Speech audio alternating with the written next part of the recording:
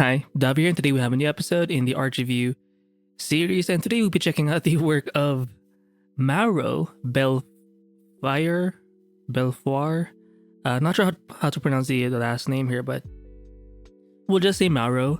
Now, I have seen this guy way back, but I keep kind of rediscovering his work just because he has quite a bit of a range when it comes to their style. And I think recently I have been falling in love with the pencil types of drawings or renderings. And like I just keep seeing their work constantly in like Pinterest. And it surprises me because I end up finding out, oh shit, it's the same guy. It's Mauro. And I think I'm not sure what kind of pencil this is, but I've seen him use like featured in his like photos, this sort of pencil, like it's all graphite, but it's in the shape of a standard pencil. I have used those before, but the thing is, I think they break too often for me. But in this case, I think they're using like a normal pencil, sketch pencil. Kind of reminds me of the work of, who's the other artist? It's a girl. I'm gonna pause the video because I need to find her name. I'm back. I found her name. It's this one, Jessica Taylor, right? Like she has a very good sort of sketching or rendering. Like she can draw and render in pencil very well. So yeah, I do recommend this art. You know what? Let me just write her name so I can like remember it. Jessica A. Lore. Who else? You know what? Maybe with this guy as well, Gary Villarreal or Villarte. Just because the pencil quality is pretty good. Gary Villar. Hopefully I'm saying the last name right. Villarreal. Villarreal. Villarreal. I do have my keyboard on the side so you can't see me. But yeah. Anyway, but aside from like the pencil stuff, wait, let me just zoom in here because I think they have a couple more photos for this post. Oh, come on. It's zoomed or zoomed in shots. I also have been seeing like these types of images. Wait, let me just open this too. Or these ones. Right? They can go back and forth between traditional and digital pretty well. And there's no like lag because or like it does happen often where you're very focused on digital art and then the moment you start trying traditional mediums you kind of suck and vice versa. But I think they sort of have this practice where they're very consistent in both pretty much.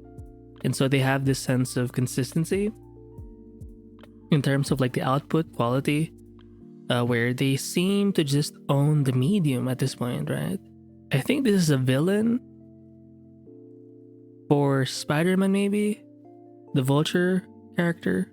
And let me just see the bigger version here. I do like the hatching.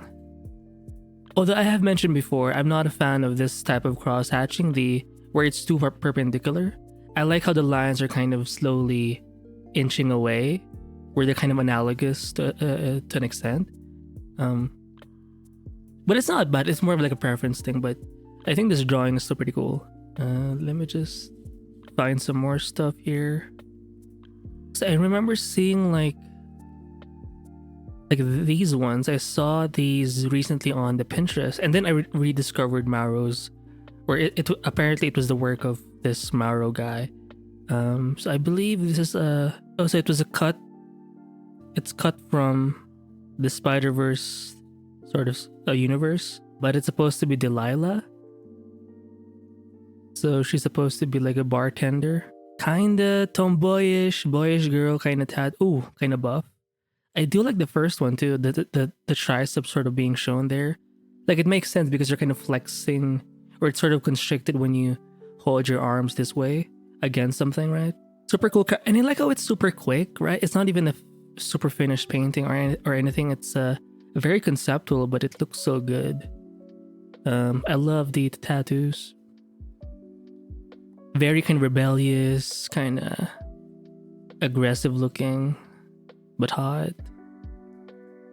Oh, reminds me of the sword or knife. Was it a knife in like Mulan? the Mongolian kind of sword thing.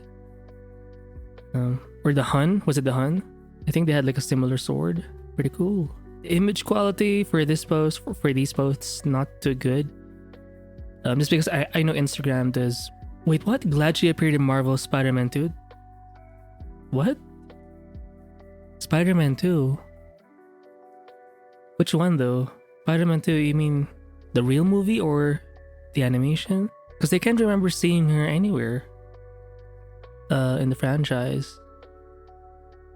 Oh, look at that. Kind of hot. Definitely a choker kind of a character. Super hot. Okay, like... Yeah, definitely this guy is very like into... like their main expertise would have to be like character art, character design. And that's the thing, because sometimes people, lean on one sort of side of the spectrum, right? Some are more into design, some are more into the illustrative aspects, but I think they can do both pretty well. Right? Some breakdowns of, I guess, some weapons, and yeah, they have a quick sort of way of, and that's the thing when you're designing, you don't want a super complex tool set. You want to keep it as efficient as possible, right? And I think they have, they have their own way of illustrating ideas very quickly, right? This one reminds me of the character from Invincible, this short sort of fashion designer, rich woman. Just the stature and the hairstyle and the glasses too. I'm not a fan of the pregnant woman. Sorry to say, from the Spider-Verse. I would have preferred if she wasn't pregnant, because it doesn't make sense. I mean, I know I'm not saying you can't be pregnant as a woman, but I don't know. It kind of takes away from the superhero-ness. Right? I mean, she just looks very delicate. Like, why are you fighting with your baby inside? I mean, that's so inappropriate. I do like Gwen though. She's kind of hot. I mean, I would rather see the T-Rex spider, because I've seen the first Spider-Verse movie, and I did see like a literal dinosaur, a T-Rex, but a spider Rex, and I think that was pretty cool. This guy can hatch. I mean, we've seen this with the vulture guy, but okay, when they do hatch, they do love that cross hatching a little more, right? The background is sort of, I see some gray values there, but most of the character, this lion guy, is hatched out. And I like how the lines are not all one width or one kind of thickness. It looks like a painting, and I think that's a good sign of good inks, is when it looks varied and not all consistent. Like, imagine if you could make an ink drawing look like a painting, and I think you can do that by just diversifying your line works a lot, right? Or the way you hatch, especially. And I think layering does help. I mean, look at how these hatched lines in the middle are very thick compared to the lines of this like lion forehead, right? Very thin compared. Even this part of the nose, look at how thinner these hatched lines get. Pretty cool. And this is easier to achieve digitally, because you can change the brush size very quickly. Harder to do traditionally, but I think this was done digitally. Well, I do like this look too that they have. It's a much cleaner way of illustrating. It's like it's painting, but it's more like you don't really see a lot of like brush texture brushes. It looks a lot cleaner. It's a lot more presentable. It almost looks like one of those like classic, maybe not classic, it's like those retro gouache paintings in like maybe the 70s, 80s, before photography was like a normal thing. Like the way they painted.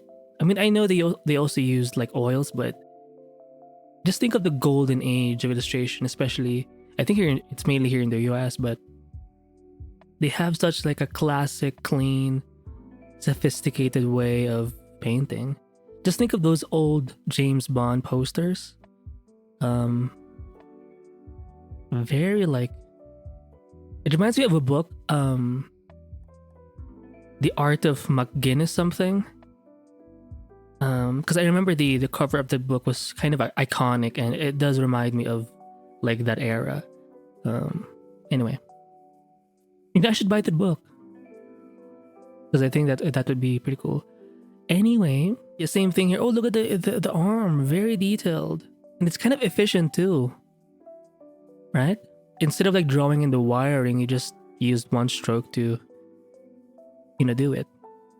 Even like the insides of this like mechanical hand, very cool, very like, clean. Like they're very good with the values, I think. Like they know when to stop, or not stop, but they know when to not, or how to not overdo it. And they know which parts to render. For example, like for this chest part, it's pretty much just one value. Like you don't have to add strokes to everything. And I think that's kind of like my mistake. For example, this part of the arm, let me just show you. Like this whole thing is just like in one sort of value, right? And then you do the painting on top of that on these sides, right? You don't have to paint over every single thing. And I think that's part of being efficient. Once you have that base color, then you can paint around or within that base. You don't have to paint everything on top of that base. Easier to explain, harder to do for me. Oh, in this case, they're using some kind of colored pencil. Pretty cool. I do like it. I'm not sure what kind of pencil this is. It says permanent color. Is that Swiss made? Oh, fancy. But I do like the pencils. Oh, look at this guy's chest. Yeah, also the way they like render in pencil, they do emphasize values a lot. Like it's not just hatching. I mean, you can tell there is some hatching here and there, but it eventually becomes like a painting. Reminds me of another guy, Vlad Kaselyev or something. Vlad. Is it even Vlad? Like he does a lot of these pencil drawings. Kalvachev. Oh my god, Kalvachev. I'll just write whatever comes to mind, and I'll find his name later. Kalvachev, something. I mean, this face is so like freaking rendered. Interesting way of like rendering the dreadlocks. Pretty cool. Oh, look at the core shadows here. Look at that. Oh, very sexy. Anyway, let's push on. Oh, lots and lots of pencils. What kind of pencil is this? It's a Tombow pencil, 4B. Pretty cool. Oh, by the way, I just bought a sharpener. I think it's from Afmat something. Hopefully I'm saying the brand name right, but it's supposed to help get your pencils to a very long point, so I'm very excited. Because a couple of color pencils are coming in, to be reviewed by yours truly. And I want to see how, I just want to feel how it feels to have like a long pencil point. Anyway, the contour lines are still somewhat apparent, but they don't stop. Even this like core shadow thing, you could have not have done that, but I think it's still cool to add. Even if your rendering style or shading style is kind of like this, where it becomes kind of soft, I think it makes it look kind of watercolor-esque. Reminds me of this artist too. Let me just go back to my this artist, Jeremy Mann. I think he's been doing quite a bit of. Well, I think he does landscapes now, like quick atelier, not atelier. Types of paintings where you do it outside. There's a term for it. Oh my god! But I think he's been doing that recently. But he does have a couple of pencil drawings, and I think I focused a lot on that in this episode. Jeremy Mann. Let me just write his name down. Jeremy Mann. Yeah, because he does that whenever he does the shadows. He will add like a he will define like an edge, kind of like this part of the neck, and it makes it look kind of watercolor-esque, which looks really cool. And you know what, when he does render, it does look a lot softer sometimes, so maybe I would recommend Eliza. Maybe Eliza or I believe it's Eliza Ivanova. Eliza Ivanova. I don't think I've done an art review of that artist yet, but we're gonna have to. Yeah, I just love the pencils. Like, you don't typically see this kind of level of, even the way the powers were done for this character. Look at that, pretty cool. Yeah, you don't typically associate this level of, or this kind of rendering or detail or effect with pencils, just because it's I think they use the side of their pencil a lot, but they're very soft with it, or for example, if you look at this guy's face, it's hard to see the hatch lines. So maybe they go in very softly. But I don't think they're using any kind of like stump or something like that. I think it's who knows. Oh, very cool. Oh shit, I'm out of coffee. Oh no. Okay, it finally loaded. Yeah, I do like this style a lot cleaner. I'm gonna recommend some artists who draw this way or paint this way, where it's I think I've mentioned Nataliia paints in some videos. Nataliia paints or something, or or other channels, tanalieku or something. But they have this sort of clean approach, and I do think for this kind of method, you have to layer things appropriately. So the gloves, the sort of cape robe thing, the sword, it has to be in its own layer so you can render within that specific shape, and it just helps make things a lot like efficient, clean. It looks kind of zesty, right? Like, those lips are a little too luscious. I mean, you know, it is what it is. You have to. I mean, he looks like a prince, so it kind of makes sense. But for this build, usually if I think prince, I think a little more like muscle can be there, but it's more like demure, a little elegant. But this guy has like a broader build, so it looks more, or he looks more like he could be more like a runt or something, or just not a very high class sort of a. Kind of reminds me of the character from Sinbad, the main sort of partner bro of Sinbad, the big guy. But yeah, I like this style, pretty cool. And you can see like the shapes are a lot better, and obviously you don't waste time too much with like the brush variety and everything. But here we have like an ink with some color. I do like it. Looks kind of watercolor-esque just based on the brush you're using. It has like a feather or jittery kind of edge, so it gives you that natural kind of vibe. And the ink work is kind of loose too, so that's pretty cool. Oh, look at this guy. Oh, maybe Hew, Hew. I mean, by W I mean 2 U's. He. And there's also another guy, Tanalieku maybe. Wait, am I saying shit? I'm forgetting. Xutunzi. I think Xutunzi. That's quite a bit of this style, like heavy on the shapes and stuff. Very opaque. Oh, cool tiger. Oh, sorry. This one is the kind of drawings you would associate, or I would associate with like pencils. Where you see a lot of these strokes. But this one is, I just don't see this kind of softness usually with pencil. And I think 4B is a good choice, just because you can go really dark. So you have that like range of values sort of at your disposal. And you can still be loose, but at the same time, like if you just focus on like the contour lines, like these fingers, the edge of the arms, they're kind of loose, right? Not very specific. But if they're done or placed in the right place, and then you combine that with this kind of rendering style that's, you know, that emphasizes value in a range of values, I think it's a good combination. Yeah, it looks so soft. Maybe they're using their finger, who knows? To kind of create these like soft gradients. Very cool. Come on. I like the one in the middle. It's like a princess, but you're not a prince, so all you can do is like watch her from afar, like a creep. Look at that. And the way she's looking at it, she's kind of like kind of mean, kind of bitchy, but kind of hot. Oh, look at this human figure, pretty cool. You know, my pencils never go like this small.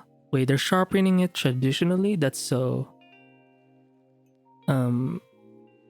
I mean, I get it, it's very like artsy, but it just looks ugly as fuck. I mean, I've tried it, I know it's like a thing, but why not use a sharpener? Oh, I think it's a charcoal pencil. Okay, makes sense, because I know charcoal, like lead or the thing inside the pencil, if it's charcoal, it does break a little more easily. So you have to usually go sharpen it with like a knife or something. Yeah, again with this style, like very opaque.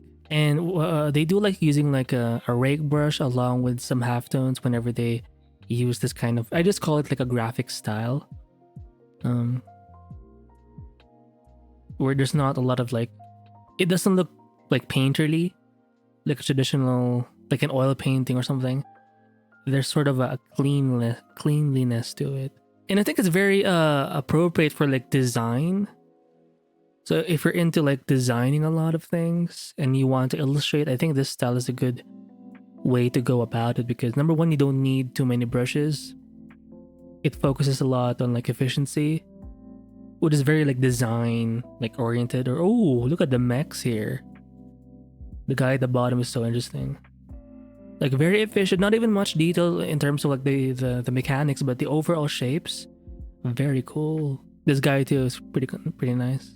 But obviously the main chick with the sword thingy reminds me of a recent game that's out. It's I think it's called Marathon. Disclaimer, I don't play games, but the visuals of it is super cool. You know, one day I'm gonna buy like a PlayStation. One day. And I want to be a part of the gaming community. I know people have like a beef, you know, with like PS5s versus like the PC kind of thing. For me, I don't really care. I just want to play a game and just be a part of the community, you know, and just enjoy, right? I just want to have fun. Again, with the cool hatching stuff. I mean, this guy can pretty much do everything. But the thing is, they're not doing everything. They're still mainly focused on character art, character design, character concepts. And that's the thing. It's not like when you focus on one thing, like you no longer, like you can't be varied anymore or diverse. You can find diversity within a specific sort of focus. And I think if you change your styles here and there, like once in a while or consistently, because if you just scroll through this artist's feed, it goes from like graphic halftones. Oh, this one's pretty cool. Like very efficient, very comic-y, manga-esque. And then it goes from this to like a digital painting, kind of like this. Well, this one seems a little comic-y too, but it can go to here, like pencils, traditionally done. Look at this guy. Oh, the blue pencil, the blue color pencil thingy. Oh, I think in this case they're using two kinds of pencils. You can see it in like the top right corner. The one for the lighter value, one for the like the shadows or darker values. Pretty cool. Like even within, or even when they use pencil, they'll switch between like graphite, charcoal, color pencil. So it always seems kind of exciting, right? I think we've seen enough of this artist. Oh, pretty cool. Is that a gun? Oh no, it's like a big knife. Oh, that's so cool. I like her. And her. That's me. They're so hot. Yeah. Oh, this one too. The girl in the middle. Look at her. I like that gun. It looks so like futuristic, sci-fi-esque. And I think those halftone like brushes, they work really well with these kinds of like modern, like sci-fi concepts. It just fits. And I do see some rake brushes too. They still have like the black inks here and there, but it's not like all over the piece. It's sort of like meant to blend with the colors. Yeah, so that's it for this art review of Mauro. Oh, she's hot. She's hot. Oh, it reminds me of one of the concept pieces of, oh my god, Hugo something. Wait, let me just pause the video. I am back. So it reminds me of this character from Hugo Richard. No, not this one. This one. Yeah. So he's based in Montreal, Quebec. So I think I did an art review of this guy way back. But I think this design, sort of the claw, maybe it's the feet that kind of reminded me of. Oh, they don't have the same feet, but I think it's because of the spiky nature of it. Right? I mean, look at that. Oh, right. It's a very sort of aggressive looking character, but you know, a part of you is like, oh, like wait a minute, hold on. I mean, look at this check. Right? They're very freaky, but oh, like what's going on here? Anyway, that's stuff. So that's it for this RGB of Mauro. Pretty cool guy. I will link this page in the description below, and yeah, I'll see you in the next episode. Bye.